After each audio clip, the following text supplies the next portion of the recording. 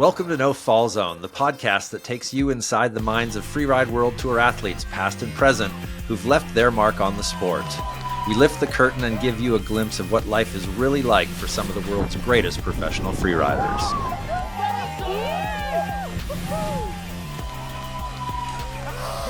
Our guest on this episode of No Fall Zone spent a record 15 years on the Freeride World Tour.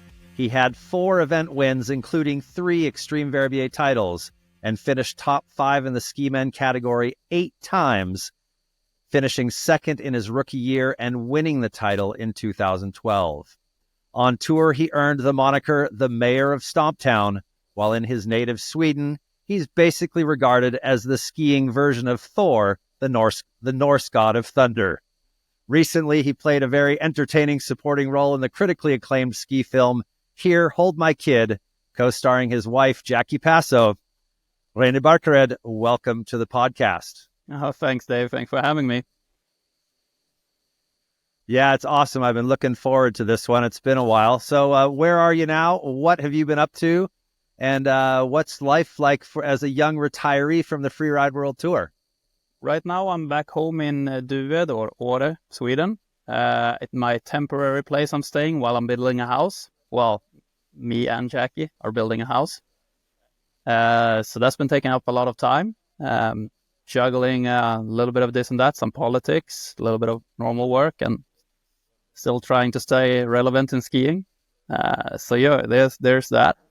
Life of the tour, it's much more mellow now. Good and bad, but it's been some hectic years anyway with kids and stuff. So it's been all right. Yeah, speaking of kids, it was a subject I was going to get to later on. But how old is Tor now? Tor is turning 3 in March. So what's that? That makes him 2. Okay, so he's a terrible 2. Yeah, he is. What? He is. I like it. 2.8. Yeah. Fair enough. Yeah, I guess you and Jackie at the same time we're pretty terrible back in the day as well. So I always thought we were pretty well behaved. You don't agree? That was the image that she liked to project. Yeah, true. No, fair enough. Yeah. No, but yeah, it's good deal. So what? Go ahead. What kind of trouble does he get into? Oh, he likes to throw things. That's a big. He has he doesn't get it from me. He has a huge, very good throwing arm. So stuff comes flying quite frequently. Not of it doesn't try to be mean. It just likes to throw things. But so that's trouble. He really likes water, as most kids do. So we have to try to at least get him away from the deep ends of stuff. But you know what? It's not a big thing. It's just fun. I still enjoy every second of it. And when he's being difficult, I'll just try to be difficult with him. Together with him. Together with him, exactly. Except for if it's in the middle of a podcast, because I watched your episode on the Stomp It podcast, and I think for like the last half hour, he was just screaming in the background. It was awesome.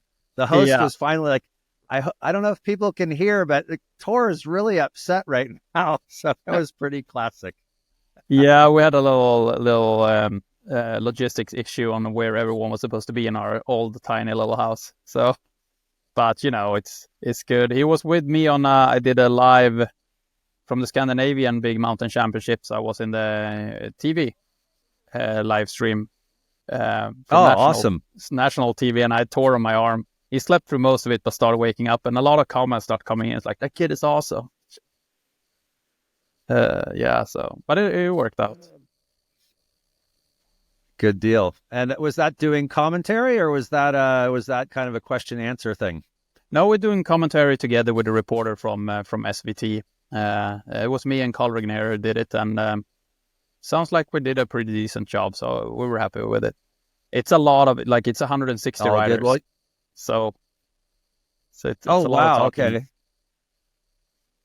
Well, you have a little bit of experience with that. I don't know if you remembered, but we co-commentated the Junior Worlds way back in the day in Andorra. It's terrifying that you say way back in the day, because for me it felt like that. It was like 2 years ago, was it? No? Yeah, that's been a exactly while. it. I think I compete against some of those kids who were commentating at my final years. You probably did. I can't remember what year that was in, but I stopped doing commentary in, I think, 2017. So yeah, well, whatever. It was at least I want to go 10 years ago. So you may have competed against some of them. Yeah, for sure. In any case, good deal. So doing a little bit of the journalist, that's cool. Speaking of journalism, are you still getting lots of media requests? Media requests? What do you mean? I mean, are you still getting asked to do interviews and podcasts by people like me in the Freeride World Tour? Yeah, sometimes the people from the Freeride World Tour digs me out from the archives, and I get to do a few things. No, but you know what? Yeah, it's like last year. It almost felt like I did more than when I was active on the tour, to some extent. Of course, on the tour we do a lot of interviews and media, but like when the season is over, not much is happening. But yeah, it's been quite a bit actually, which is great. And all ski oriented, or are there some more, because you're a budding politician apparently. You ran for office in Åre? Is that I it? did, yeah. And what happened? Yeah, I ran. Well, to answer the first questions, yeah, some of it is politics now, come to think about it, of these interviews, but it tends to like lean into skiing from the reporters anyway. But yeah, I was complaining too much on Facebook on the direction our community was taking. So Jackie, my wife, told me, either you stop complaining or you do something real about it. So I ran for election. Hard to translate to other countries what kind of deal this is, but it's like what the actual position is. Okay. Yeah, exactly. So I ran for office, won the damn thing, won the popular vote. So then I really had to take some, let's call them more important seats than I first imagined. So I got really thrown in there and had a pretty steep learning curve in the beginning, but feel pretty confident with it now, and hopefully I was able to make some changes for the better. So what were some of the things you were complaining about, and what are some of the changes that you've made? Well, you know, it's everything. What are some of the things you're working on? Yeah, so you know, some it's just as simple as, hey, we don't have enough parking in town, in Åre town, like stuff like that. Fair enough. But what I ran as, and my platform, so to speak, was that I've seen what tourism and stuff do to ski towns, and what it does to the local communities. And I felt like my community wasn't really looking around and see what kind of problems it can create, meaning that the locals get kind of pushed out, the sort of local community die, you don't get enough teachers in town because they can't afford to live there anymore, etc., etc. So I thought to myself, well, other countries and places have already seen this problem and start working against it. So I'm going to take what I learned from that and try to put it into Åre. We don't need to reinvent the wheel. So basically trying to keep Åre affordable for normal people and for people to actually live there. Because Åre is a super old town. It's like the church is from the 1100s. So it's been around. Oh, wow. And it's always been a strong local community. So I just didn't want it like what happened in Jackson Hole. I don't want that to happen to Åre, that no one really lives there that actually works there. Right. Now I'm rambling, but... And plus, but it's super interesting. And on top of it, because Åre is you're like 100 kilometers from the other nearest town, if I understood correctly from some of the research, or is it not quite that far? Yeah. I mean, Åre is a small town. It's a village. It's only have 3,500 people living year round.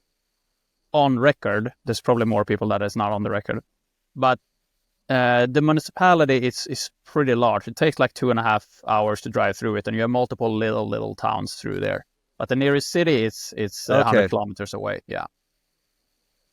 Okay. All right. So they'd be moving out into the other smaller towns if they got pushed out because of the gentrification of the resort. Exactly. And it's becoming a pretty big problem. We don't have a big like traditional drive very far in Sweden. Like we would like to keep it pretty tight, and that doesn't work anymore. And gas is super expensive, so it's not working. So what I've been trying to do is that we're gonna, at least in the big city planning, I call it city planning, but it's municipality planning, focus a little bit more on permanent residency than a tourism residency, because I believe that every resort has a carrying capacity on what you can have in tourism. Some people believe like, Right. if we don't build more beds for the tourist, the resort is going to die. And I'm more like, no, if we don't develop our lift systems and make new runs and stuff like that, the resort will die. But I don't believe a tourist really cares if we have 35,000 cold beds or 45,000 cold beds year round. Like that doesn't matter so Right. much. We have a lot already, and it's getting crowded. So that's what I'm. And all the locals ski anyways, so developing the lift system works for the locals and for the tourists, I guess. Yeah, exactly. We love the tourism. We love that the people coming here and really enjoy our town. We just have to, at some point, start looking out for ourselves a little bit, other than just work opportunity, because it puts a lot of strain on the public sector. Which is 100% tax financed by the locals. Any money generated by tourism does not stay in the local community in the way the tax laws are. Really? Are built. Yeah, nothing. Okay. Other than if someone is employed and actually tax registered in Åre, then it works out, but very few are. Okay, that's interesting. And what does the population go up to in the wintertime during the ski season compared to the rest of the year? So like I say, Åre town plus the surrounding towns. Åre is actually, the ski system is like 5 different little towns. Right. Probably a total of 4,500, 5,000. If that might actually be pretty high. But Åre town and Åre area is 35,000 beds for tourists right now. 35,000 or 3,500? 35,000. Oh, wow. Okay. So 10 times the actual population. Yeah. And that doesn't count like day trips or weekend trips. It's just the beds, basically, the hotels. Right. Okay. So that's a pretty good capacity already. Yeah. So it's a lot of people. I guess you can concentrate on the locals with that many beds, huh? Yeah. I mean, we have enough people coming in, I think, for the machine to keep spinning. Okay. But, like I said, we still appreciate it. We don't have to have mines or forestry and stuff. We have tourism and can live off that. It's great. While the rest of inland northern Sweden is kind of struggling in that part. We have all the benefit of a major city, but none of the downsides, really. So overall, we're happy. We just have to keep it that way. Yeah, exactly. No, fair enough. Yeah. So, wow, you have been busy, man. Local politics, a 2-year-old, a wife, a dog, new house. We just bought a new place, an old farmhouse that we're renovating right now as well. So I understand what you're going through as far as living. We're actually living in the middle of the construction. So it's a definitely time consuming, a bit stressful, especially when you've got kids and animals to go along with it. So, well, that explains why you have not posted to Instagram in a year, and you haven't put any new videos up on your YouTube channel in 3 years. Well, I have posted to my Instagram, haven't I? A little bit. Yeah. Unless, no, I went on your Instagram because I go on everybody's Instagram before I do these things. And it was November 2023 was your last post. No, not correct. Do your research, Dave. No? But you're correct about YouTube. Okay, I'm not going to go on right now, but I was wondering about that. I'm like, there's something wrong here, but okay, yes, but you've been much less active than in the past. You're right. Yeah, maybe less active, but I'm also always taking like a hit in the summer and like gets pretty slow. But yeah, like I said, this whole summer has been just a huge stress with getting that house ready and everything that goes around it. So something had to step aside a little bit, which I feel like is fair to do that for one summer. But yeah, I'm getting back into it. And as far as YouTube go, I haven't really ever posted that much on it. But starting this winter, very soon I'm gonna release a few episodes I did last year to have something to do. So I went down to the Alps and filmed a little bit, and I'm gonna release it on my YouTube channel pretty soon. So stay tuned for that. It's called Stomptown. So thanks for that nickname. Surprise. That's what it's fitting. Your no one can pronounce Instagram my name, handle being at Stomptown as well. Yeah, and there we go. Let's talk about who. Do you know where the name came? I mean, we know why they call you the Mayor of Stomptown. It's because you stick all your big drops. But do you know who gave it to you? It was Max or Frankie, the commentators that we had. When was it? 2013? Around there was the last year? Yeah. Yeah. Exactly, yeah. Don't know which one of those two did it, but yeah, one of those guys. Okay, one of the two Americans that one of the two Americans. I can't remember. This been a while. Like I'm talking about 2013, and I think it's recent history. But I know if I talk to Max Palm, he says that's ancient history. So,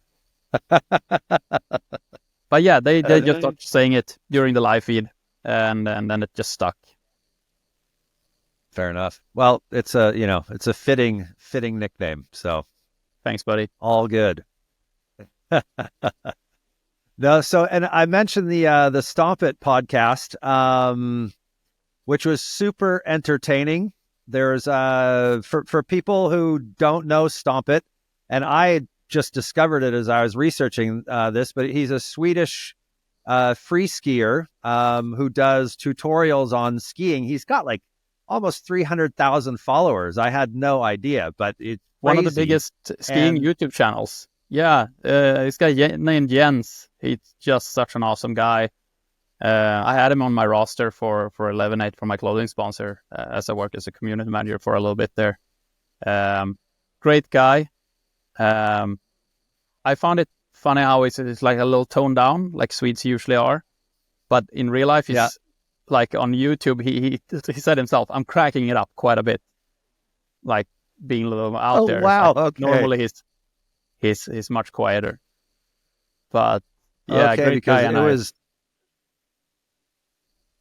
was a super interesting conversation. And anybody watching here, if you want to get a little bit more insight on Reine and some really technical conversations on skiing, be it freestyle, but especially freeride skiing, go check it out because it's an entertaining chat between two very talented Swedish skiers, one of whom obviously we're speaking with right now. But yeah, no, it was super entertaining, and I watched all the hour and 15 minutes, and I like how you turned it around on him at the end and you started asking him questions about his time as a semi-professional skier as well. But in any case, I just wanted to give a shout out because I thought he did a great job in it, and it's definitely for fans of yours well worth checking out. But enough about Stomp It. Let's go back to Reine Barkered,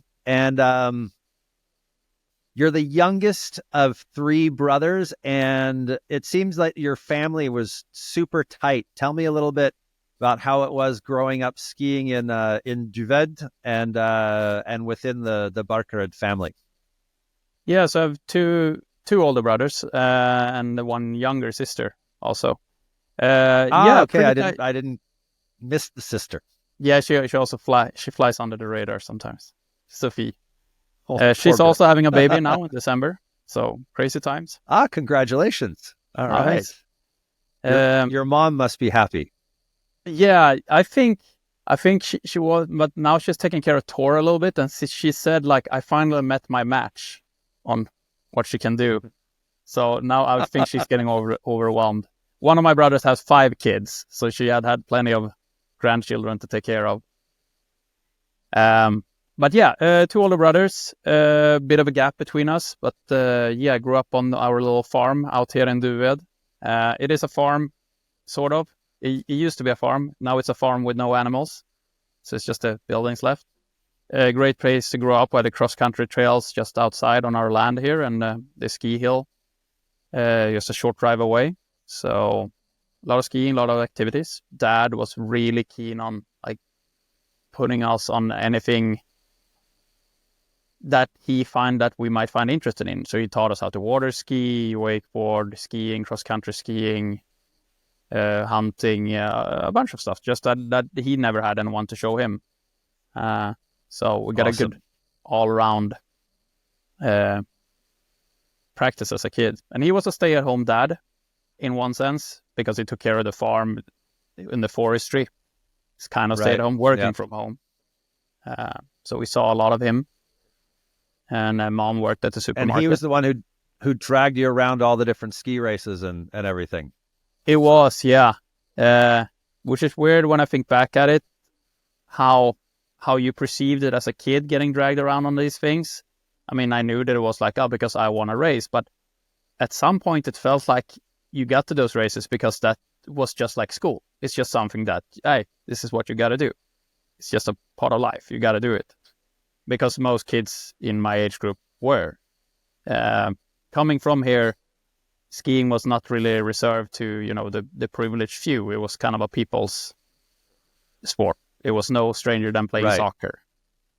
So yeah, exactly. Or skateboarding and surfing in Southern California. Exactly. For me, that's like, oh, that's much be luxurious to get to do it. Like, no, it's just outside the house. And looping back to my home mountain and a little bit, one cool thing that the ski resort here does, what the Ski Star Åre does, is the ski ticket this year, they raised it a bit. It's free until you turn 18. Oh, wow, that's cool. And they also started now to have seniors starting at 67 or 70, I can't remember. Then it's free again. To just, you know, push the community to keep skiing and, you know, create new customers for the future. But, you know, as a family, awesome. Very good it's idea. a huge relief. It will be easy to have the kids being active, you know, saves you a ton of money. So good on them. For sure. So shout out to that. Awesome. I think more resorts, I'm looking at you, Vale, and the rest of you, do that. Then you keep the sport going. Indeed.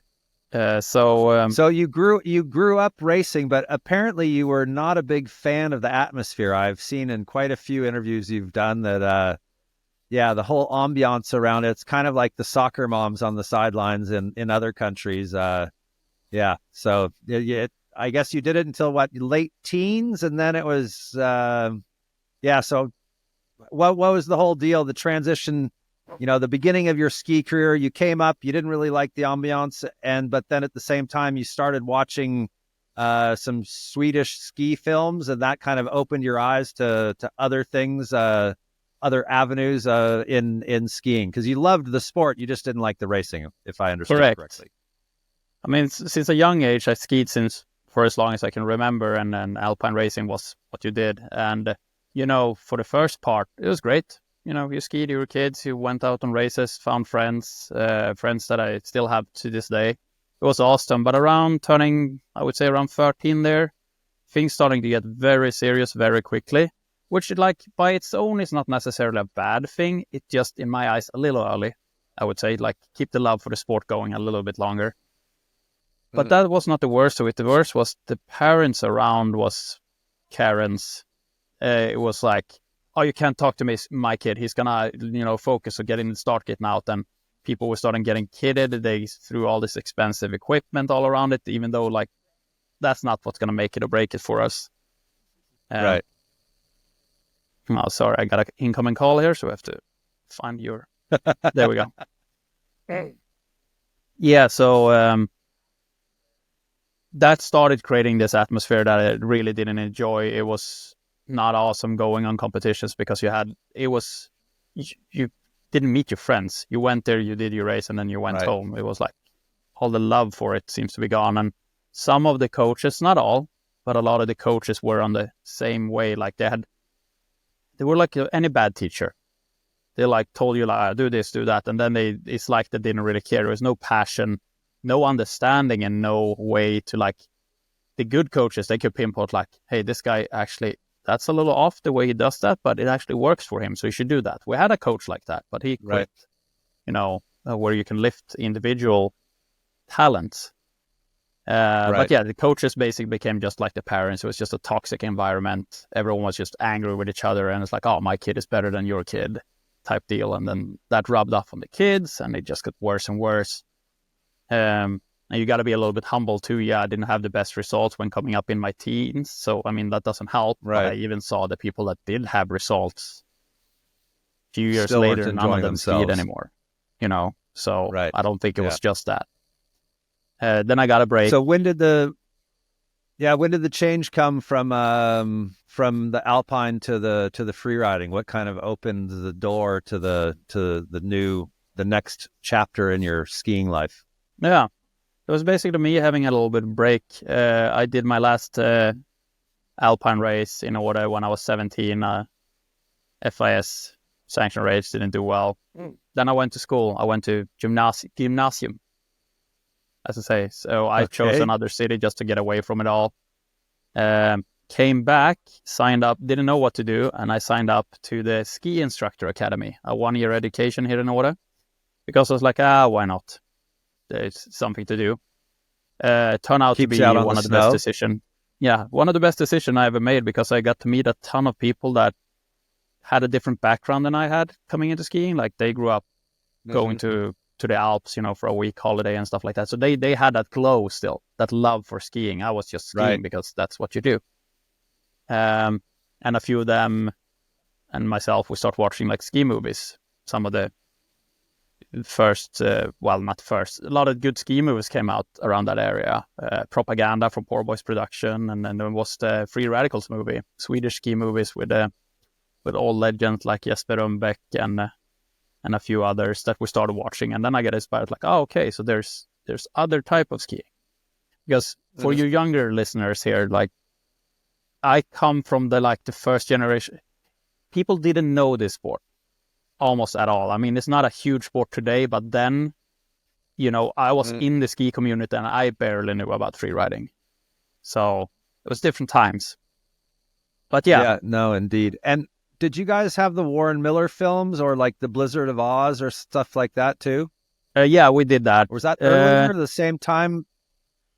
That was a little bit before. I mean, Warren Miller has had a movie every year, it feels like. But yeah, Blizzard of Oz was a little bit before. But that I came around to those, after getting introduced to these newer films. And then it's like, oh, what else has been done? And then you start digging down the archives. Right. But this was VHS times. If your friend didn't have the tape, you didn't see the movie.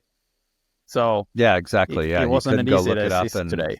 It was hard to find. And where were you getting that's funny. I like this because as growing up in Southern California surfing, it was like, oh, we had the VHS cassettes. You'd go down to the surf shop and you're always waiting. You're like, oh, they got a new video, and they'd play it on the videos on the TV in the shop, and they're like, oh my God, I've got, Mom, give me $20. I need to get this new video type of thing. So was it the same thing in the ski shops or it? Oh, 100%. It was like, we were just thirsting for stuff to watch. And when it came out, and sometimes they shipped it with, if you bought like the ski magazine, it was wrapped in plastic. You can get a video with it. Yeah. So you got the Free Radicals VHS through there. And you lend and borrowed and the pirated, and they copied exactly. Yeah, because you didn't want to support the huge community. Exactly. Or with that's what it was. Old gigantic video cameras, you'd film the TV. Yeah. So it wasn't easy. I mean, today it's just saturated with so much content that the new thing is like you throw one idea, it's like, oh, that's cool, and then you're over here. There was like you were all over it. I can imagine being a ski movie star at that time must have been like the best time, because that was it. Yeah, you were the only ones that were shown like globally. So that must have been pretty cool. And were some of the guys in those films like the idols, and really were you like, oh, you saw that and you're like, that's what I want to do? Oh yeah, for sure. And when I really started, I looked more at the freestyle stuff, because I think when you're younger, you find that a little cooler. But I also found myself gravitating more and more to like the big mountains and the terrain, because I knew it fitted my background better, was one thing, but also it's like, okay, that takes some. I like the aspect around it, not just the skiing. Like, okay, you're in complex terrain, you really have to think about a lot of stuff. It's not just skiing. But then I saw videos with Hugo Harrison, for example, was a big idol of mine, and saw him skiing. It's like, oh yeah, that's how you should do it. That looks pretty sick. And of course, Kai Sverre that did the Free World Tour too. Watched movies with them, and eventually ran into them just randomly skiing in the Alps. And it was pretty cool. So it was cool to meet like your movie star idols, right, like them.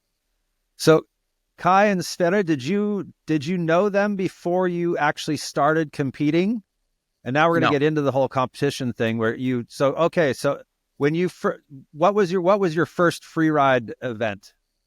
Right, it was the Swedish. It was the Swedish. Yeah, Swedish Big Mountain Championship in 2004. A couple of friends that I met during the Ski Instructor Academy era, they said, hey, there's this freeride thing. You should check it out. You probably do good at it. So I went with them. Ski ejected on my first turn, so it didn't go that well. Met some of the idols there. Then I went up to Riksgränsen, same year, 2004, and did the Scandinavian Big Mountain Championship. And I think it was 5th after qualifying. So I was like, holy shit, like I can do this. And of course, during the finals that year, there's a clip circulating of me when I'm bouncing out a mountainside. It is on my Instagram. Yeah, a few other places. It's on your YouTube channel too, yeah. It's on my YouTube channel, yeah, where I do this recovery. And this is a fun bit. It was like the conditions that day, to this day, I have not skied as horrendous conditions as that day were. You can't see it on film, but it was like frozen over spring/mogul fields with deep tracks in it. Oh, wow, okay. I was awful. Yeah. The final day, they forbid the telemarkers, the snowboarders, and the ladies compete. Only ski men were allowed up, and of the ski men, only 10 showed up. The rest were like, oh, wow, okay. No, we're not going. I think it was like 10, because I crashed pretty hard, and I ended up 10th, so that's how I know we were not that many. Right, at least 10 of you, yeah. It was terrible. However, I remember Sverre Liljeqvist came up to me after that crash, was like, Reine, Loco, Barkered, holy hell. Like, that was a good recovery. It's like, oh wow, that's big praise, even though I just screwed up. And then a photographer comes up, Martin Söderqvist, who said like, I'd like to shoot with you next season in the Alps. I was like, why? I just ate shit down on mountain. Yeah, but I liked what I saw. So that was basically, that crash was my career starter. That's when I was like, right. Oh, you should do this. Which is strange. Yeah, no, well, yeah, exactly. But hey, you got to start somewhere, right? Right, yeah. I had no ambition really to go into it, but it sort of just happened. And then 2 years later, you're on the Freeride World Tour starts in 2008, and they already had a few qualifying events. So you didn't compete on the FWT in the first year, but you were already on the Freeride World qualifying events in 2008. So how did the shift go from falling down the mountain in Riksgränsen to 2 years later being on the FWQ and qualifying? No, it's more like 4 years later. 3-4 years later. Okay, all right. 2004. It was 2004 I fell down in Riksgränsen. Okay, I thought you said 2006. Okay. Yeah, so I might have misspoke. I'm sorry. No, that's fine. So you're allowed. Yeah, I'm allowed. I'm a skier. I'm not a mathematician, It's I had a couple of years here in between. In 2006, I remember starting going to like more international events. There was the Verbier Ride, not to be confused with Extreme, and a few other like standalone competitions, and starting doing quite well on those. And then those results, thanks to going a little more international early, made me so I could be on the qualifiers the first year, because everyone has to understand that the first year the Free World Tour existed, it was basically a seeding list for the people that went into the tour based on basically if you're a film star or competition results. And then the further, then you come down the seeding list to like where it is like, okay, here's 20, let's take those to the tour. Then it's the next like 60 where I was in that bracket. It's like, okay, we're going to put them in the qualifier series. So that we got invites like, hey, you guys, you should do this qualifier series. But it was open for anyone. So yeah, I did that year and took the very last spot to qualify. I had a couple of good results right off the bat. So that was pretty cool. Because the skiers had been doing the extreme since 2004 was the first year that they had skiing in there. So there was already results from the extreme and then the other competitions going around. Yeah. And probably some of the people that were invited to the tour from the beginning, they had very extreme results. Must have been. Yeah. And no one knew. No, definitely. Yeah, there was quite a few. Yeah.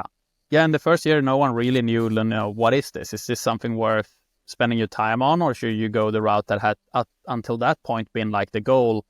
You do a couple of comps, get notice, and then you go filming. There was no one was making a living out of competition. That did not exist.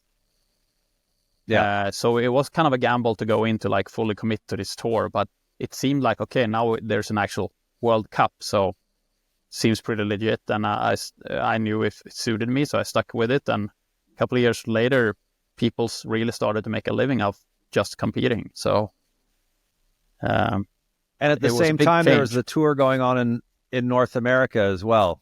Yeah. But that never really seemed to have quite the same notoriety as the Freeride World Tour.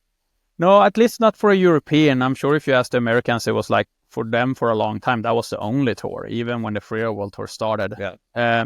I did a few of those events. Freeride I did was put together by the same organization. And I went over to the US and did a few events, but Drew Tapke is going to hate me for this, but it's like, it was a shit show. It was so unprofessional, so expensive to do it. I mean, I did well in Freeride, but like the judges missed half the people's run because they were drinking and smoking and just not being serious. And I mean, I'm friends with some of those guys and they're awesome, but there's like, as far as trying to make a career or something, it was not the best, organization to be a part of. But they probably did more for the sport in the US than anything else had. All the movie stars came from the Free Skiing World Tour before that. And so it's a hugely important thing for skiing, even though it was kind of a mess, but it was very important. No. Yeah, no, fair enough. Well, I mean, did you do any of the extremes before the tour? No, you hadn't been invited to the extreme either. Correct. And I saw Kai when he wrote it, and I was like, oh, I don't want to do that. That looks terrifying. Yeah, no, fair enough. It was. There was a couple of years that I was doing the commentary from the top of the mountain. They used to do interviews with the guys before they dropped in.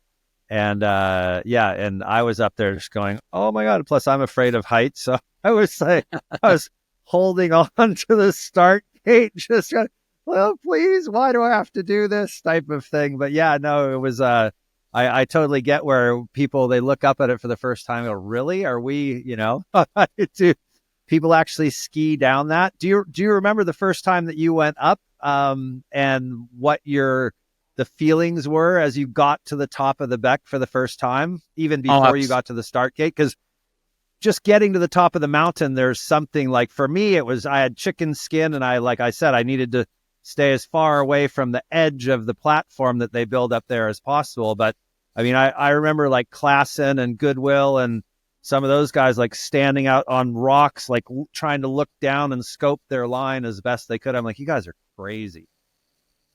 For sure, not a comfortable place to be. It's not big up there. It's not a ton of space. No. I remember it vividly the first time going up. I was in sort of luck. So backstory, it was in 2009. I qualified for the finals. Show up there. I'm already terrified like 2 weeks before. I was like, oh my God, how is this going to be? And I'm not sure if I've actually seen the Beck live before that trip, I mean, I had been in Verbier, but, tunnel vision and just looking for the powder fields. It was like not something I looked for. Yeah. So coming up there inspection, and we hear that it's like pretty rough conditions. It's been hammered by wind. So we come up, and to this day, apart from maybe when it slid a couple of years ago, when the whole mountain slid, I haven't seen it in worse conditions than that first 2009 year. It was so black. There was so much rock. Yeah. And what wasn't rock was just super compact wind buff with some formations in it. But Kai is like, oh, it always looks like this. It's always terrible. It's like, okay, I guess I just get used to this. Look up it, and I was like, I have no idea how even to get down there. It looked like a maze. However, the conditions being kind of bad, Nicholas, who realized this, they allowed a pre-hike to the top. I don't think they've always done that before. So we got to go to the top, go down a little bit on the ridge, then go into the entrance to the dog leg lower down, traversing under my cliff I have there, to look down the dog leg. Right, yeah. And then sort of traverse back out. So not really skiing, but get like an on-face vantage point. Oh, yeah. I don't... Okay, because I was there that year. I don't remember that one, but I do... Yeah, it doesn't happen often. What you're talking about, I think that's probably the one and only time they've done it. Yeah, I think they've done it a couple years now. At least if you could go to the top and check it. I think you're allowed to do that, but not check it beforehand. Yeah. Right. So we got to do that, and I did the hike. The hike is kind of tough too. It's a couple of spots there where you're not very comfortable, and but I remember coming up and it's like thinking it was going to be impossible to ski. Like, this is steep skiing, this is extreme skiing. But coming up and it's like looked at it and it's like, it's skiable. We're good. It's skiable. It's going to be fast and it's steep. You don't want to crash, but it's skiable. So it kind of took a lot of weight getting to see that the first day, and then looking down the dog leg where it's a little more comfortable riding, it felt much better. But yeah, I was looking at that first cliff that got named after me after a while, and I was like, it was pretty big. You had to pre-pop it like 2 meters back to even clear a bunch of rocks, and the landing was bulletproof. But me being young and had only skied like Åre and Scandinavia for the most time, I was like, looks like a pretty decent day back home. And rider by rider, a lot of my heroes like walked by and looked at it like, oh no, and kept walking. And then who was it that came out? It was Phil Meyer, was it? Came out. Also big hero. Oh, yeah, okay. Came out wearing his Red Bull helmet, and it's like, oh, you're going to drop this? And it's like, I was thinking about it, like, but you're from Sweden, right? Yeah, so this is nothing for you. And then he kept walking. It's like, oh, good. Okay, I guess not. So did it, had a great run, and yeah, it was still to this day one of my favorite runs I ever did. I was terrified, but... And you got second in 2009, I think? I did get second. Should have won it. Damn, Ducro.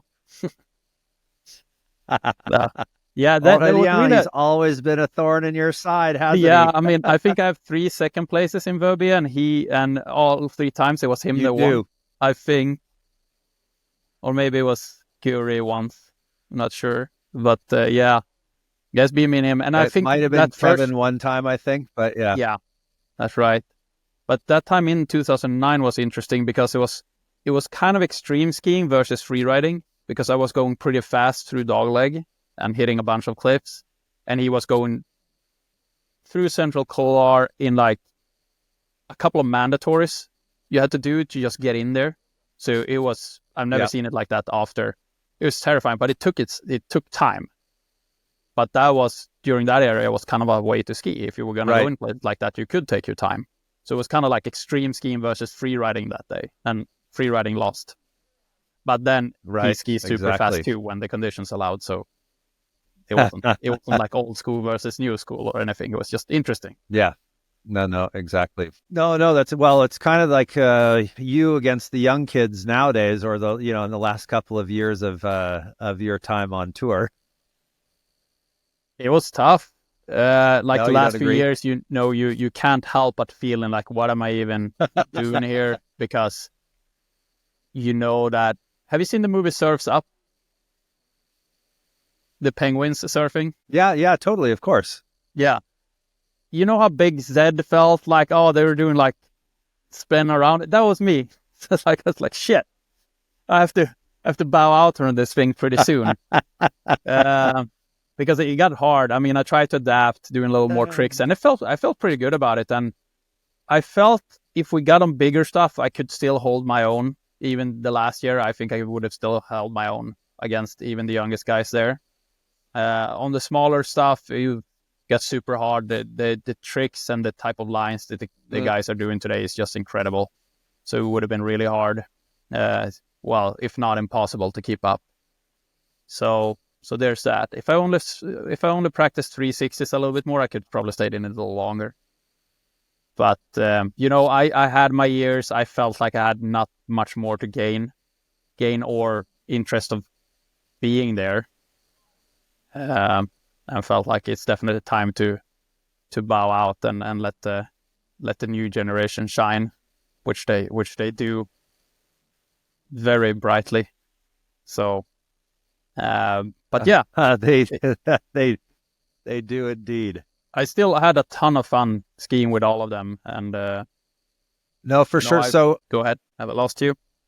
No, I was going to ask you who are some of the new kids. It broke up a little bit there for a second, but who are some of this up and coming generation that you really I don't know, who do you think is going to step into your shoes as being? I don't think anyone is ever maybe going to do 15 years on tour, because nowadays it seems like people come on for 3 or 4 years, 5 maybe, and then they go on and move on to filming or on to other projects. I mean, you were really, like, you and Drew were kind of the two guys that were like the lifers on the Freeride World Tour. But from a skiing standpoint, who do you think could be the next Reine Barkered? Oh, that's a tough one. I'm going to loop back to what you're starting asking a little bit, like who was the new up and coming. What's interesting with having done it 15 years is that I had like 4 or 5 times I had to answer that question. It's like, oh, who's the newcomer? It's like, it's gone, because I felt like I've stayed over like 4 generations of skiers, is what it feels like, which is well, yeah, you have. It feels that way for me too. Yeah, exactly. So we had, when Leo came up, it's like, oh, Leo Slem, it's the new hot shit. And then all of a sudden, Leo is apparently old school. And, you get the next guys coming in. Although you see guys like Christopher Trudell, who is like super strong all the way through. It's like his skiing does not expire. Neither does Leo's, obviously. But, right. It's, but there's always someone younger and hungrier coming up. I would say the next Reine Barkered, I don't know, all of them. But I remember seeing the first time I saw Max Hitchtig ski, I think is when he did the competition in he got a wild card for Fiberbrunn. Fiberbrunn, exactly. Yeah, yes, and I watched it, and I didn't see it live. I watched the live feed, and I was like, holy shit, that's a future right there. Some people didn't agree with me, but I thought I saw something that, like, yeah, he's gonna go far if he stays injury free and stays in it.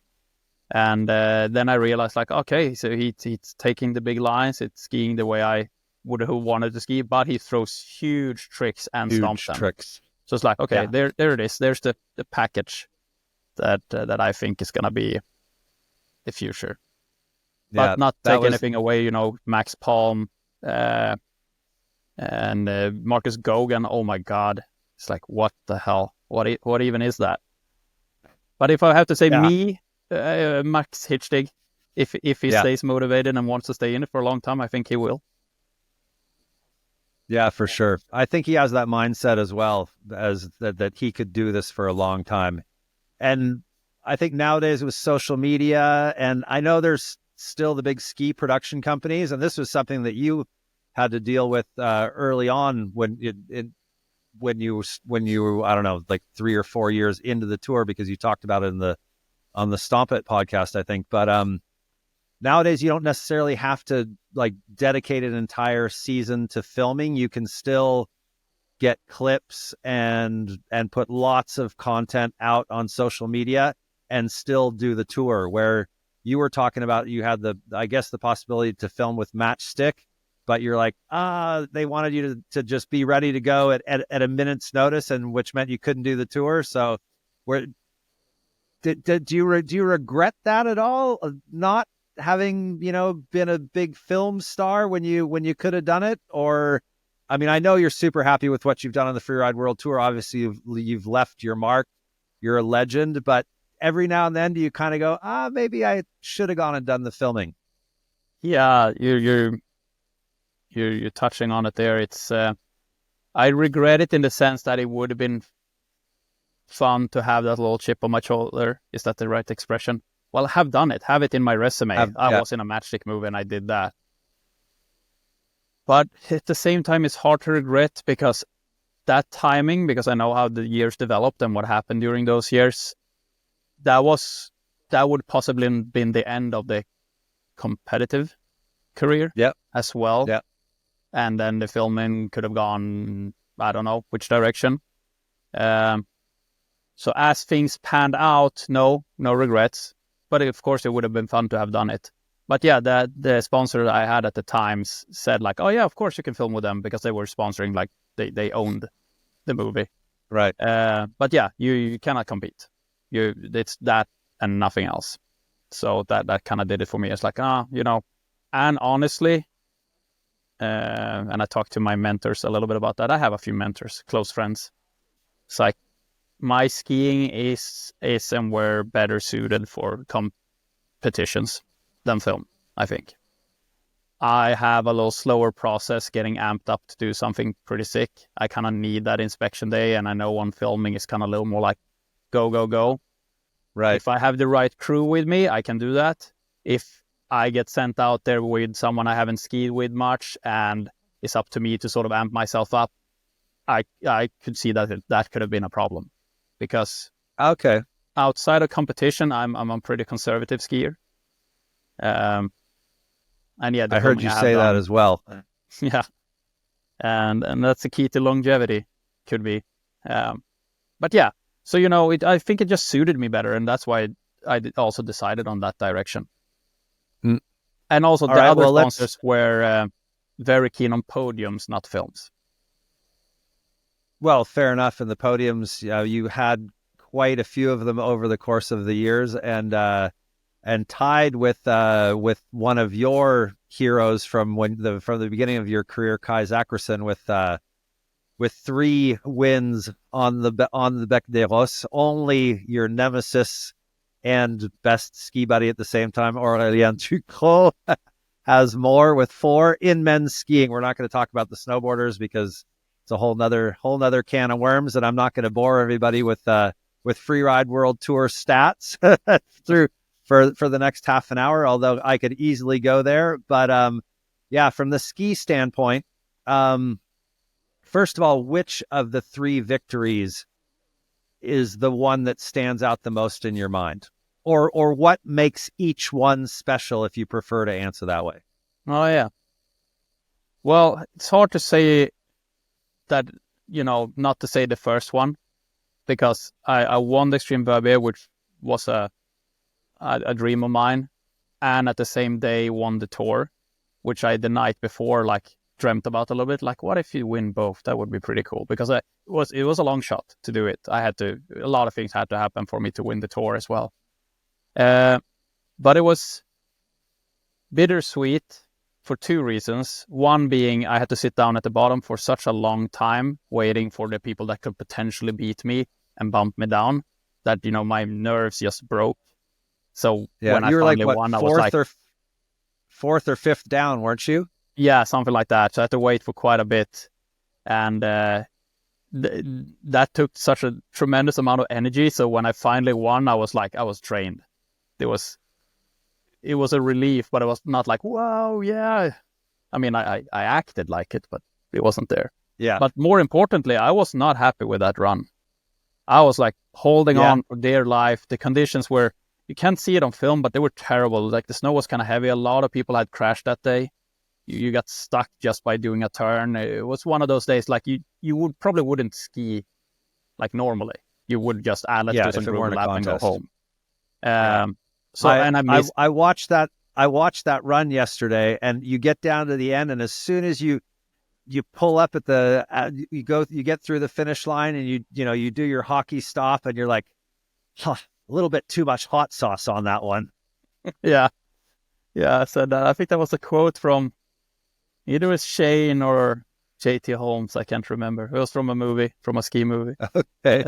But yeah, I felt like it was just shit. I hate so many rocks, missed part of my line.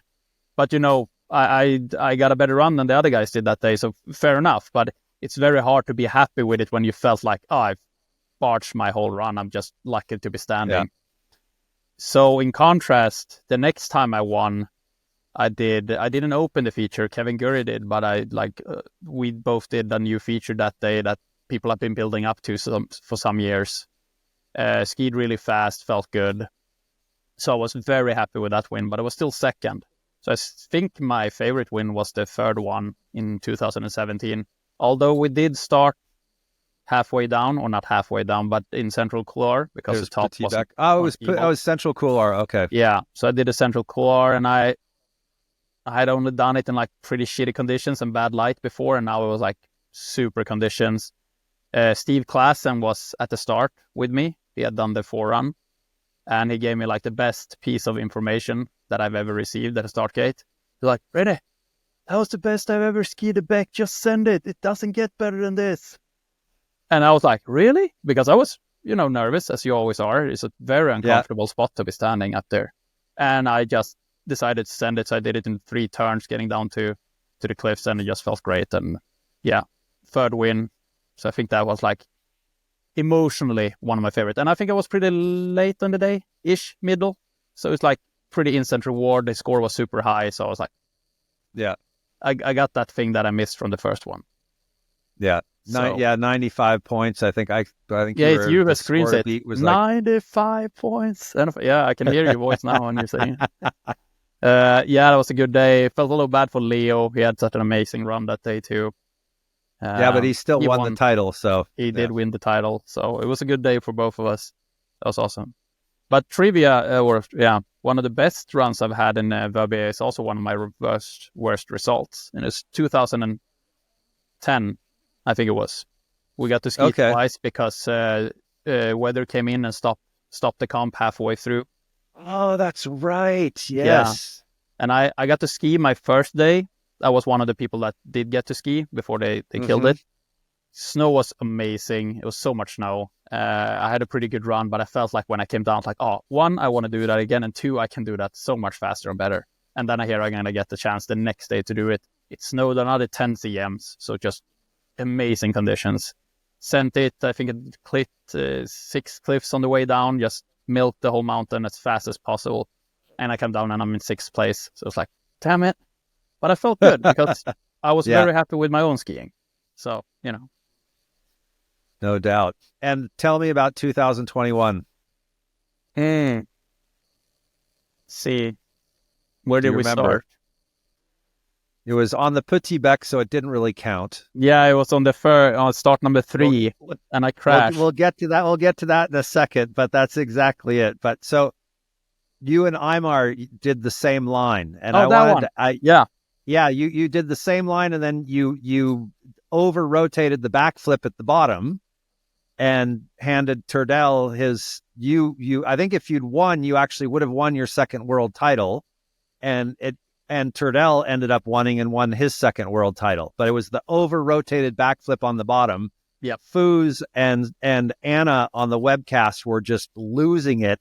And I was watching from home. I was screaming at my computer, like, how the did that happen? No. I mean, I love Christopher too, but I was just like, the old man, he's going to do it. And then just... So that was my emotion as I watched it happen. What was going through your head? I mean, first up, sticking the double up top, that thing was crazy. But then down at the bottom, I mean, it was like a heaven to hell moment. Yeah, for sure.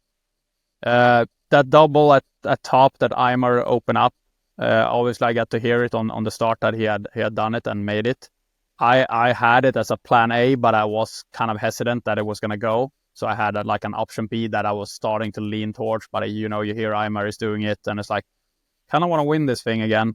So it's like, let's just suck it up. And I come out on a double, and it's like, it looked like one thing on the GoPro. It was so much worse than it looks on any video. It was so fast in between, and it's a big double, and the conditions weren't awesome that day.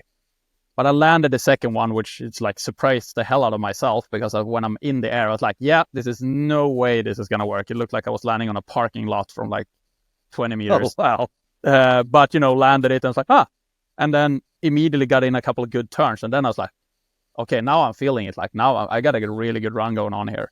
Because Angmar basically skied down after that and had a good result. Right. I think he was sitting in first.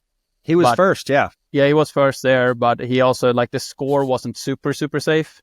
You never know. No, it was high 80s. It was like high 80s. So he wasn't like you could see that the judges have left themselves some room. But anyway, so it's like, I got to go for this backflip at the bottom that some people have done. Small backflips are my nemesis, because I don't have any proper backflip training. So sometimes I get them pretty good, but a lot of times I like panic huck them a little bit. And not really getting that pop off it, and on wait for the transition to be finished. Not entirely what happened, but I've come into it, and it is kind of sticky snow, and I just felt like I was losing a lot of speed. So it's like, okay, it's going to be really small, and catching my tip is a real possibility. At least if I give it a little bit more, I can sort of wheel it out. Yeah. So I pulled way too hard, had a little bit more air than I actually thought I was going to have with that low speed. And landed on my tails, and the tails just gave out. Which, if I had my old pro riders, I think I would have been fine, which is what I usually ski with super stiff tails. But now I have little newer skis that are much more fun, but skis are weaker, so I couldn't count on them to hold me, and I just fell down. And, you don't feel anything right in the beginning. I fell, and I was like, oh, crap. It takes a minute or two for it to set in, like, what just happened, and what is that going to do to me? Yeah. And obviously, not great. Talk to the judges afterward. Ask, like, tell me the truth. Like, how would I have gone over? It's like, should I have skipped the backflip? And it's like, oh, you would have a great score. You would have a great score, but you wouldn't have won if you didn't do that. If you would have done it with the backflip, you would have won. So it's like, so I did the right decision. I just screwed it up. Because that was the first thing. Should I just have skipped it and just gone around like Eimar did? But it's like, that would, you wouldn't have won. So it's like, but with it, I would have won. So it's like, it would have been awesome with a second title at that late in the career. Yeah, but it wasn't meant to happen, and maybe people remember that more than a win. Maybe. I don't know. It's a run that'll always stick in my head. That's for sure. And at the same time, I mean, bittersweet. You would have loved to have won, but at the same time, it was one of your best buddies that did at the end of the day. Yeah, which helps a lot. Actually, if it's your nemesis, it's like, damn it. But no, he won. And honestly, I'm looking and trying to be like objective about it. Like, that was a pretty damn good run. It's like maybe he would have won anyway, stuff like that. So it wasn't a given, even though the judges say that. But maybe they just want to be nice. But it would have been cool with a second together with him too. Yeah, the two of you on the podium and 1-2 at the end of the year in the rankings, that would have been pretty special. So speaking of the Swedish mafia, what do they put in the water in Sweden that makes all you guys so good? Because from Kai to Sverre to Henrik Winstedt to you, and then Christopher, Karin Eriksson, and that's only talking about the skiers. I mean, there's some pretty hot snowboarders as well, but and the male skiers, because there's the Maria Perssons and things. They're the Hargen sisters. The Hargen sisters, exactly. The world champs, Verbier extreme champions multiple times. I mean, it's, how do you guys get so good? Train hard, show up on time, don't drink. It's I think we have a lot to thank the first generations of skiers that came out of here. They like set the standard pretty high early for us, and like this is what you do. And we always had a really strong and good community where everyone has been very supportive, and so that definitely helped. the Scandinavian Big Mountain Championship up in Riksgränsen has been like the growing ground. Like, it has set the tone and developed on what you should be able to do as a free rider. And they always been very hard on very precise control, very precise landings. If you drop a cliff in the Scandinavian and you straight line after it, you have no score. It's like, it's terrible. Okay. No, you got to speed check. Right. You got to put in those turns. And every little hard thing they put on us there prepared us for the bigger events where they don't look as much at that, but it definitely helps us getting a better score when, little details here and there. Yeah. So that's one thing. And, it just created this community of I don't know, good community. I guess that's the simple answer. You're surrounded by strong skiers that are friendly and want to help you. You become a strong, helpful skier. I don't know. Yeah, indeed. And just like, there was another thing I wanted to ask you as well, because it's not just within the Swedes, but I'm going to start with the question with the Swedes, like you and Turdell and Carl, traveling together.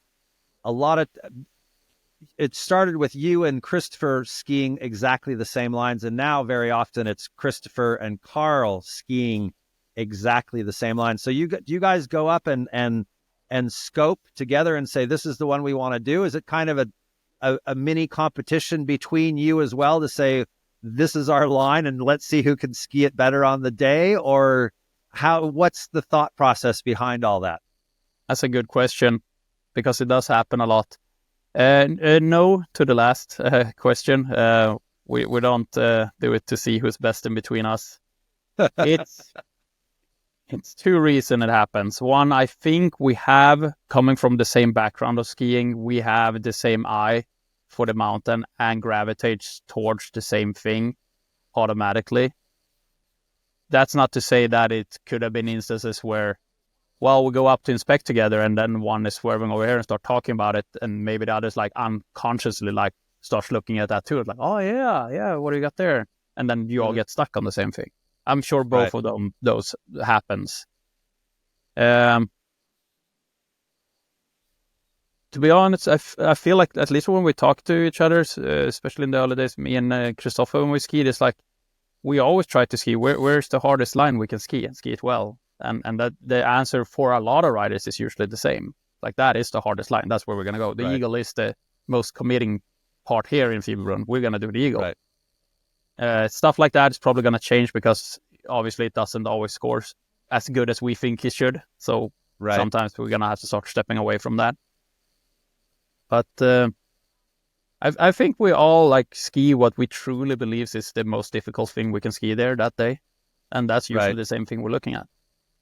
Carl is a better freestyler than both Christopher and myself, so he could always have a little twist somewhere else on it. And Christopher, quite a bit creative sometimes, and always threw in a little secret cliff somewhere. But other than that, pretty similar. And so that would be the same answer then for Aurélien and Aymar, on quite a few times where you have skied the exact same lines as both of those guys, depending on the contest. But I mean, on numerous occasions, like on the Bec des Roses, can't remember what year it was, but you and Aurélien did the exact same line. And then, as I was speaking about as well, you and Aymar doing the same one in 2021. And I think on a few other occasions, I want to say maybe in Barkered with Aymar, but they're definitely the runs on the Bec des Roses that really stand out for me. Yeah, I think that's true. If you have the same mindset on what difficult skiing is, because you have to first agree what's difficult and what's the best, but we seem to see eye to eye on that, and then you gravitate towards the same lines. Everyone might not agree, but that's how we are. So that's what that happens. And Aymar in particular, but he can go above and beyond sometimes. And it's like, yeah, I'm not going to do that. Okay, that brings me to another point I wanted to ask you about. You, I don't have the exact quote, but it was something like, I don't have a death wish, but I try and pick a line with jumps where I know that if I fall, I'm not going to kill myself. Whereas other riders are like, I pick my line. I pick a line that I know I'm going to there's a 95% chance that I'm going to stick all my tricks and make it from top to bottom. That was Maxime Chablot who said that. And actually, Zuzana Vitek, who I interviewed as well, she had the same kind of philosophy on line choice as Maxime. But it's kind of like, I want to pick the most difficult line. It's got to go. And most of the time, though, I pick one with landings where I know if I fall, I'm not going to get hurt. But it's not always the case, I think was the exact quote. So Yeah. Pick up on that and run with it. Okay. That's a good point. I never really thought about it that people look at it that differently, that, because I'm also like, when I do a cliff, I'm fairly certain I'm going to stick it. But it's just like you said, I have picked lines where it's like, I need to be able to fall here. There might be a bigger cliff nearby, but that has exposure under it. So yeah, definitely. I gravitate more towards the more dangerous, bigger cliffs or something like that, but give myself some room for error. Sometimes it's not possible. I have a couple of times me and Orlean skied the same line in 2015, I believe it was, on the Petite Bec, which had a pretty serious cliff right in the start. That if you fall that would be bad news, but we were both pretty confident and amped ourselves between us up to do it. Yeah, I think it's just a different philosophy on how you look at the mountain. And I think a lot of riders today, they go more the Chablot way. Yeah. They pick stuff like this works. It works, and I'm going to throw in a trick, and maybe the trick doesn't work, but it's a fairly safe spot to do it. So I guess it's a mix. But yeah, I'm a little bit more comfortable taking stuff like I hope I land this because it's huge and fast. All right. Well, we're getting close to time here, and geez, I could continue for hours because I've got so much stuff I want to ask you. But there's one thing that we haven't touched on that I absolutely do want to touch on. Actually, there's two things that I got. Fame. So you're known as the mayor of Stomptown. You're obviously super famous within the freeride community, but how famous are you in Sweden, like compared to Ingemar Stenmark? Or if you're walking down the streets of Stockholm, will people stop you and ask for an autograph? No. Well, but it does happen. It's far from Stenmark, but it does happen. There's a lot of skiers in Sweden. And I guess it's lucky for me, but at the same time kind of sad, is that there hasn't been that many ski profiles in Sweden. There's very few of us. So the people that are into skiing usually know of all of us. While before, maybe there was more famous skiers in the same area, and then you're just one of many, and they might not know you because you're not the best or whatever. But like in the freeride community for many years now, it has been me, Carl, and Christopher that has been like the center of what people follow because it's been the competition scene. And then you have Jakob Wester and some of the more adventurous filming guys. But there's a very small lump of us, right? People. So that helped, but it's also sad. Like, we should be more, Yeah. But it happened. I had and compared to the snowboarders like Ingemar Bachmann or Johan Olofsson, it's not. No, those guys are legends. And it's like, okay, so, all right. That's interesting. That's why I threw those two names out there. Because I wonder how Reine and Kai and Sverre and you guys, are you guys on the same pedestal? But apparently, okay, all right, they are legends. I totally agree. And it's a generational shift. Legends. Those were legends when we started, and you heard of them and you heard how much they did for the sport. So obviously, we put them here. Well, someone 20 years younger than me is going to say something differently, probably. But I think they're always going to be legend, and they're still around. Bachmann was at the Scandinavian Big Mountain Championship, and the buzz around with all the riders like, so where is it? Is the Bachmann over there? It's like, yeah, it's going up now. It was like, so that was pretty awesome. He's a cool cat, huh? I dig Ingemar. He's fantastic. So, but something with the ski community too, and I think everyone just have to take that to heart. It's like we're in a low fringe sport, and everyone gets a little time in the spotlight, maybe, but you don't have to be gone for a long time before you're forgotten, I think, which is a little sad, but that's just life in anything, and just accept that and roll with it is probably the best way to go about it. No, indeed, especially in the world that we live in nowadays, where exactly that attention span is 5 minutes, and how's your reel today?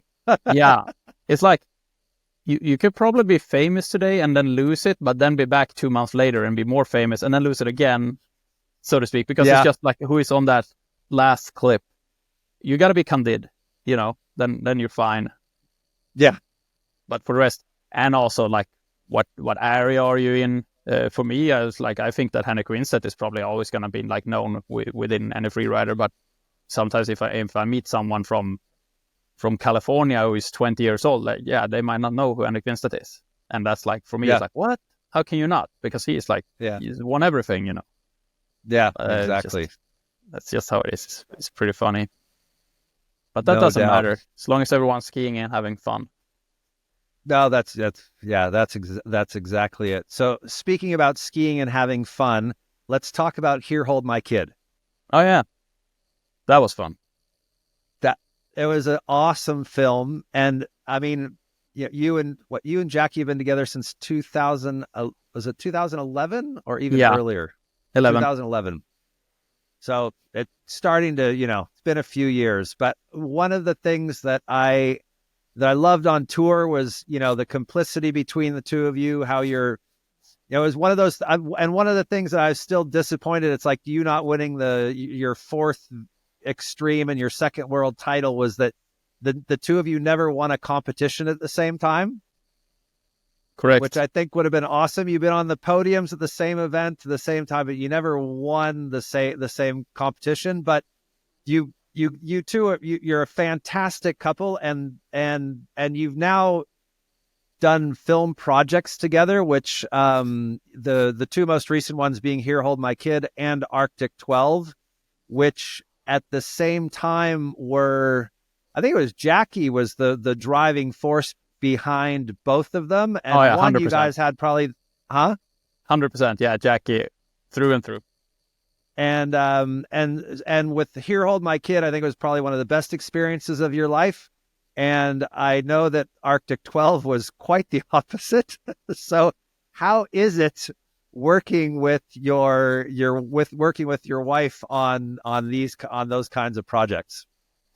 Oh, it's interesting. I enjoyed it a lot, and it also, especially Here Hold My Kid, was one of the reasons why I felt like it's gonna be a pretty nice step off competition and like do this more creative, even if it's film or like small YouTube episodes. This is kind of a nice way of skiing. Like now I can pick my days and stuff. At the same time, and I got to ski more with Jackie than I normally do. At the same time, she was carrying the whole burden of the financial stress and the stress of like the production, because she was the producer of the movie as well. So, a lot of money put in, a lot of eyes on there, a lot of things that need to work out, who's going to distribute, all of that, which I could see weighed her down, and I'm just going around there in the backline there, not a care in the world, which annoyed the hell out of her, rightfully so. So that's a little strange setup, but I enjoyed it. I think she did too, and the movie came out great. Here Hold My Kid. For Arctic 12, I was actually enjoying that trip quite a bit from a personal experience. But there was definitely some tough times with group dynamics in that whole thing. But it was a learning experience for sure. No, definitely. So what I thought was really cool about that was, even though it was, it